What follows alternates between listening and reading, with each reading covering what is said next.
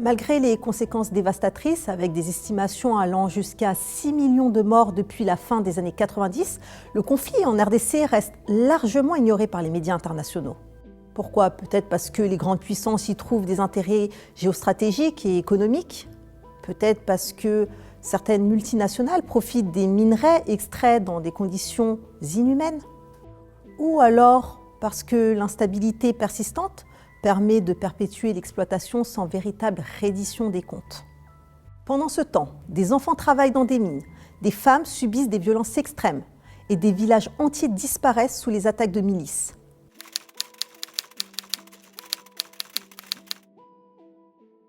Peut-on mettre fin à cette tragédie? La réponse est assez complexe, mais des pistes existent. Tout d'abord, il faudrait qu'il y ait une prise de conscience internationale, car si l'opinion publique exige des comptes, les gouvernements pourraient être contraints d'agir.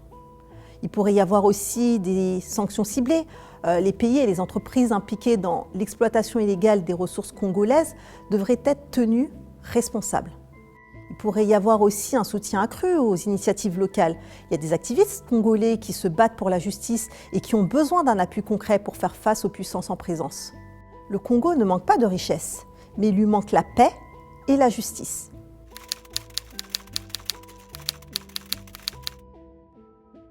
Le conflit en RDC demeure l'un des drames les plus méconnus et les plus dévastateurs de notre époque. Tandis que le pillage, les massacres et les violences se poursuivent sous nos yeux, nous continuons d'utiliser quotidiennement des produits issus des ressources congolaises.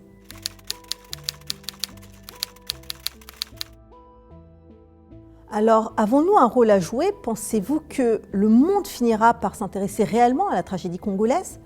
Et comment peut-on agir pour dénoncer ce conflit silencieux et mettre fin à cette souffrance? Dites-moi en commentaire ce que vous en pensez. Si cette vidéo vous a plu, n'hésitez pas à liker, à partager et à vous abonner à la chaîne. On se retrouve très vite pour de nouvelles histoires.